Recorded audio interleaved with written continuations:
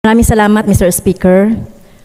Ginoong Speaker, mga iginagalang kong mga kasamahan sa bulwagang ito, tumitindig ako ngayon sa isang personal at kolektibong pribilehyo ukol sa isang usaping napakahalaga sa ating mga demokratikong proseso, sa mga mekanismo ng pananagutan na nakasaad sa ating saligang batas at sa tiwalang ibinigay ng mamamayang Pilipino sa atin bilang mga lingkod bayan.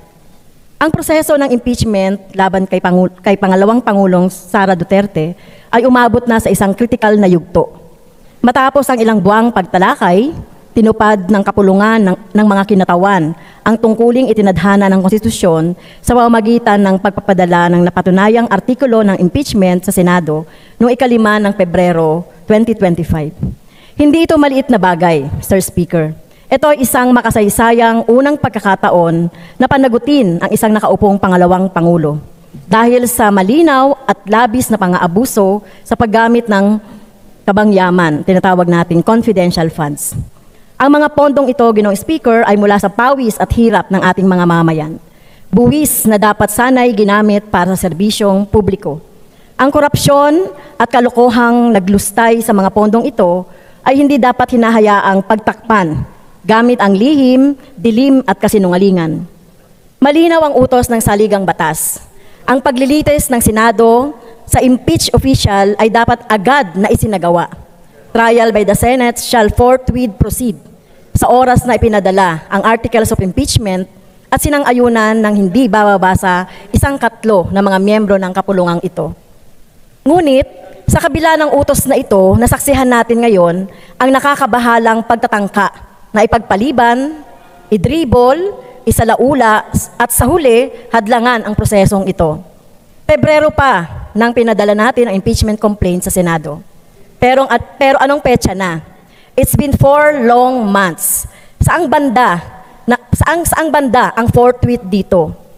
Tila tinilukuran na ng Senado sa pamumuno ni Senate President Chis Escudero ang tungkulin nito bilang impeachment court. Ito ay tahasang paglabag sa saligang batas at pagtataksil sa panawagan ng mamamayan para sa pananagutan.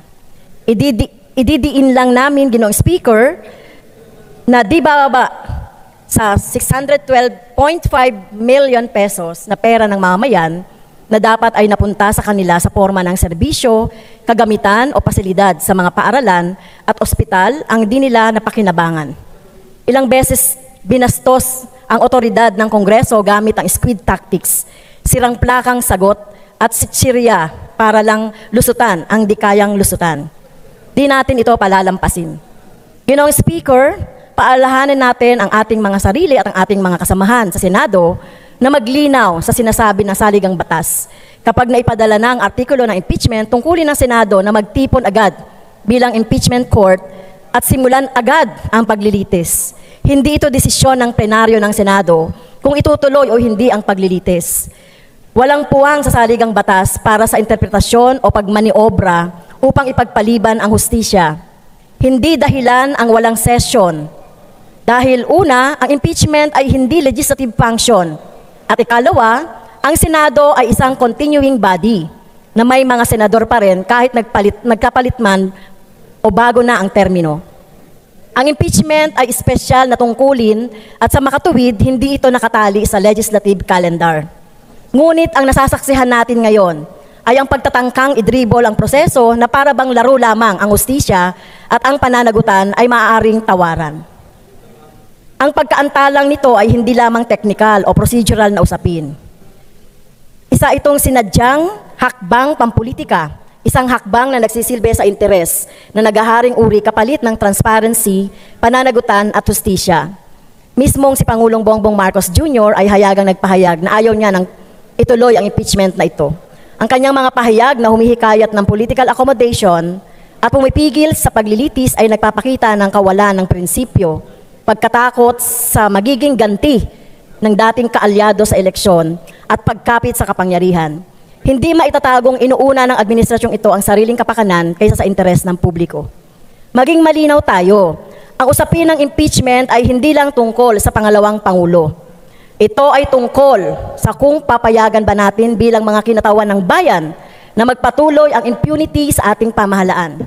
Ito ay tungkol sa kung pananagutin ba natin ang mga gumagamit ng pondo ng bayan para sa pansariling interes na nagtatago sa likod ng confidentiality habang ang ating mga mamamayan ay naghihirap sa pagtaas ng mga presyo, mababang sahod, at bumabagsak na sistema ng edukasyon at kalusugan.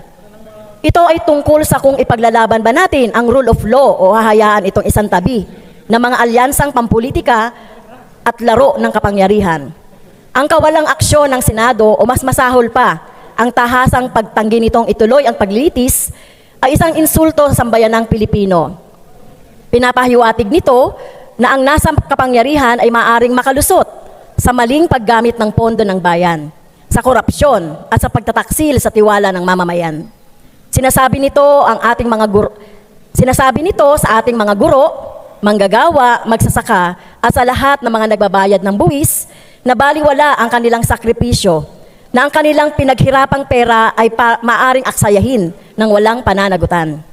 Ginoong Speaker, mga kasama, nagampanan na natin sa kapulungang ito ang ating tungkulin o ang ating assignment na ipadala na natin ang Articles of Impeachment. Tungkulin na ngayon ng Senado na gampanan ang kanilang bahagi.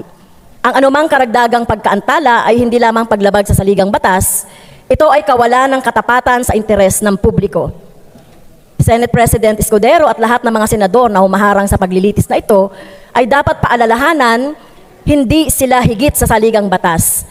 Dapat nilang tandaan na sila ay naglilingkod sa bayan, hindi sa kanilang patron sa politika. Nananawagan ako sa bulwagang ito na igiit sa Senado na tuparin ang kanilang tungkuling itinadhana ng saligang batas. Nananawagan ako sa sambayan ng Pilipino na manatiling mapagmatsyag at patuloy na igiit ang pananagutan mula sa mga nasa kapangyarihan. At nananawagan ako sa ating lahat bilang mga lingkod bayan na alalahanin nating narito tayo hindi para pagsilbihan ang sarili nating interes o ng ating mga kaalyado, kundi para itaguyod ang hustisya, transparency at kapakanan ng ating mga mamamayan. Dapat ituloy ang impeachment trial. Ano mang kulang dito ay pagtakas sa ating tungkulin at pagtataksil sa tiwalang ibinigay ng sambayan ng Pilipino sa atin. Huwag tayong maging kasabwat sa pagguho ng ating demokratikong institusyon at pagpapatuloy ng impunidad o impunity.